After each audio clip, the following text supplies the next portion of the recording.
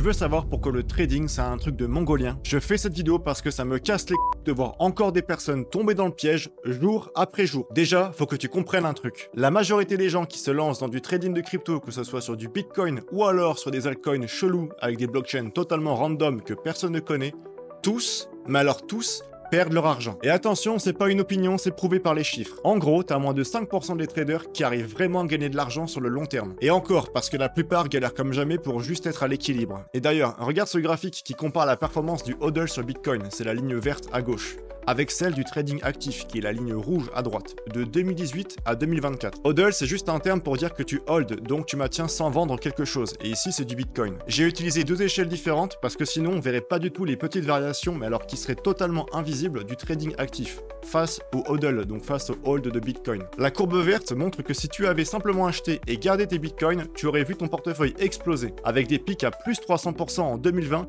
et plus 150% en 2023. Donc même si tu prends des corrections de moins 70% en 2018 ou alors moins 60% en 2022, sur le long terme, tu restes largement gagnant. Et à l'inverse, même avec un trading actif réussi, la courbe rouge peine à dépasser plus 80% sur la même période. Mais bon, on sait tous qu'en vrai, la plupart des traders actifs sont bien en dessous, mais même les bons, donc même les bons traders sont écrasés par le hodl. Maintenant, la question c'est pourquoi est-ce que c'est aussi dur? Parce que le marché est ultra volatile, il bouge dans tous les sens. Et en plus, il est ouvert 24 heures sur 24, 7 jours sur 7. Donc t'es jamais tranquille, t'es obligé de surveiller tout le temps, tu dors mal, tu stresses, et au final, tu fais n'importe quoi parce que t'es crevé, ou alors parce que t'as peur de louper un pump, le fameux FOMO. Et franchement, entre nous, tu penses que tu vas battre tous ces mecs qui font ça toute la journée, avec des algos, des bots, avec des millions à investir? Spoiler, non.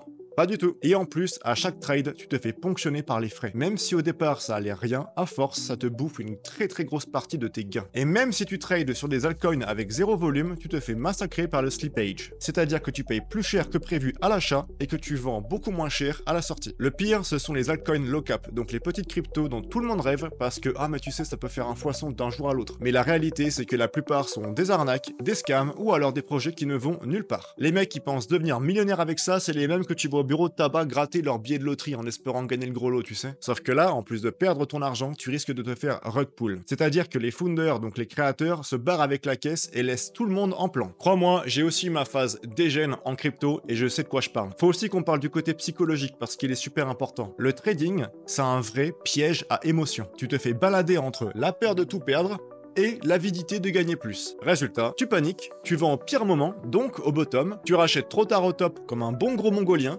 et tu fais exactement ce qu'il ne faut pas faire. Et à force, tu te retrouves à passer tes journées devant les graphiques, à stresser, tourner à 1 litre de café par jour, j'en ai fait les frais, à mal dormir et à perdre confiance en toi. Et d'ailleurs à toi, qui regarde cette vidéo et qui trade, réponds honnêtement à cette question. Est-ce que tu as mis des stop limits sur tes positions? Si la réponse est non, tu n'as rien à foutre en trading et tu vas perdre ton argent.